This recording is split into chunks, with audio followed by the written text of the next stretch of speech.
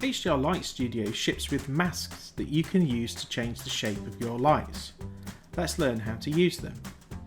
Okay, let's go to Alpha Multiply for this light and make it active. And then if we go and choose from lights, we'll change it to content images and then use the filter to pick mask.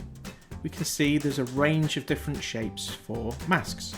And to apply them, we just drag and drop them onto the content type over here on the light properties, and we can basically easily change the shape of the light using these masks.